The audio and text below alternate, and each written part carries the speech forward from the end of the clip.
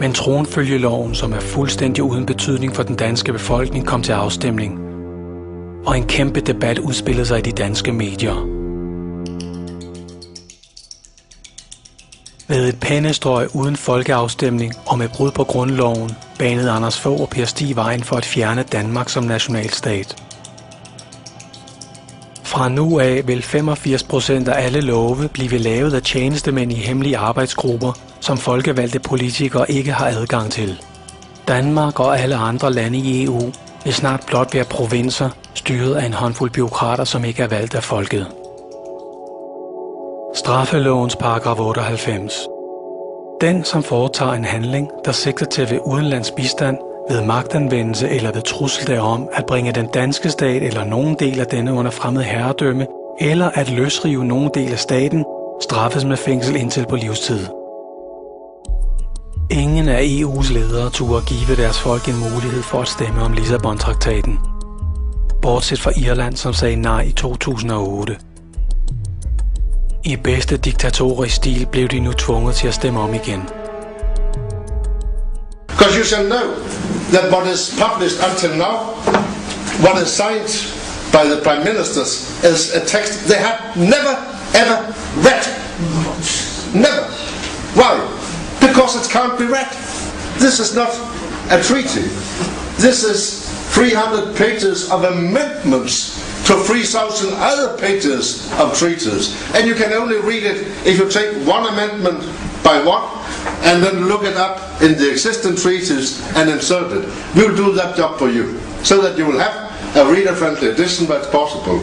They have decided in the Council that it's not allowed for any institution in the European Union to print a consolidated version which can be read before it has been approved in all 27 member states. This is a decision. The European Parliament, we agreed unanimously in the Constitutional Affairs Committee that we wanted a reader-friendly edition, a consolidated version, which could be read unanimously. We will not have it, because higher powers decided we cannot have it. This is an instruction from some prime ministers. They do not want the text to be read. The order is sign, read afterwards. I'm joined now from Brussels by Margot Wallström, Vice President of the European Commission. Your boss, José Manuel Barroso, said the treaty isn't dead, the treaty is alive. Can you explain to voters what they would have to do to kill it? I think, first of all, if we are serious about democracy, I think we have to understand why the Irish people voted no.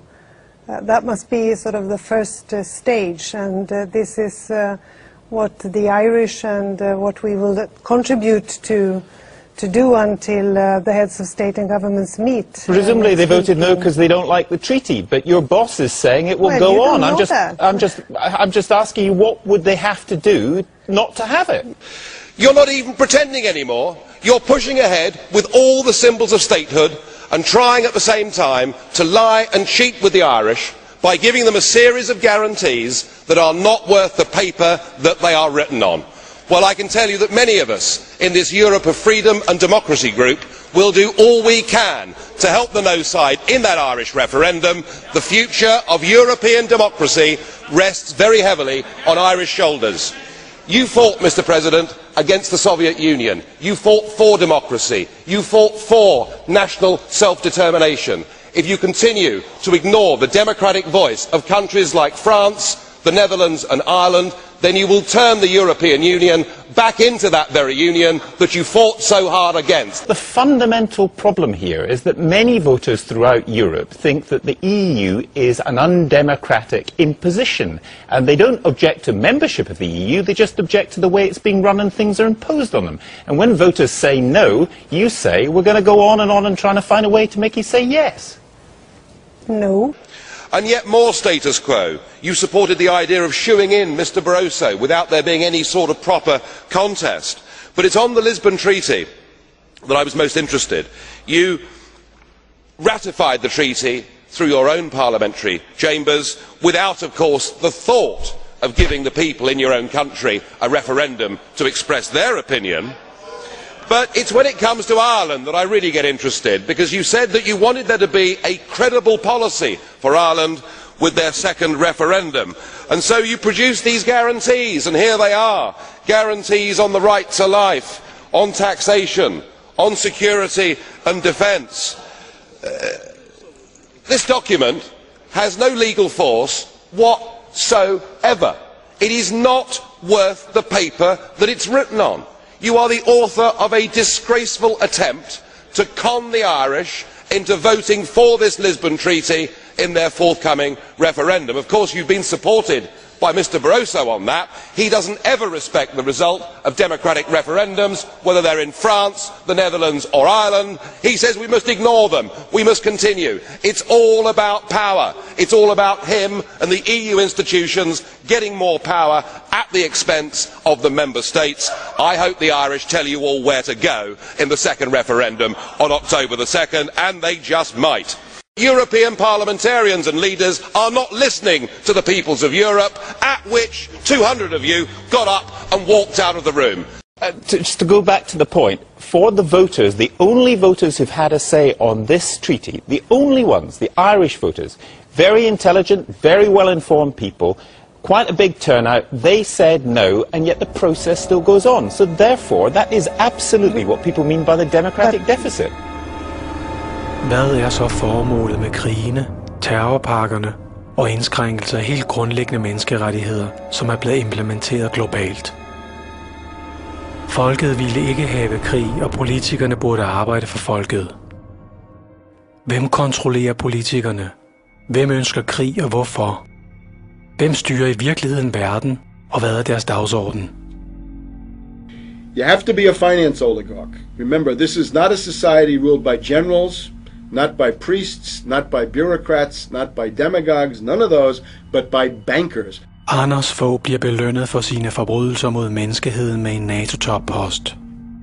Og der er store chancer for, at krigsforbryderen Tony Blair bliver EU's præsident. Hvad er formålet med EU som politisk superstat?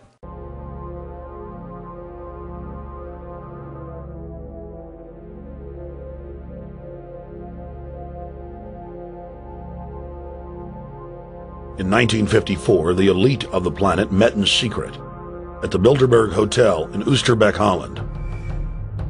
The Bilderberg Group would later admit that their mission was the formation of the EU. Once the EU was established, under the guise of trade deals, a North American Union and Asian Union would be formed.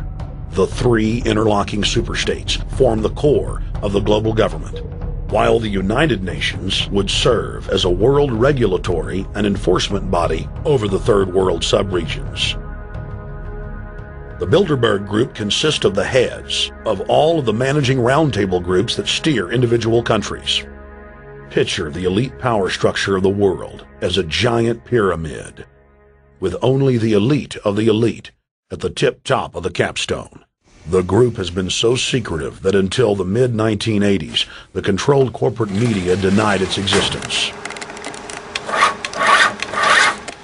Into the late 1990s, coverage only consisted of rare one-line mentions.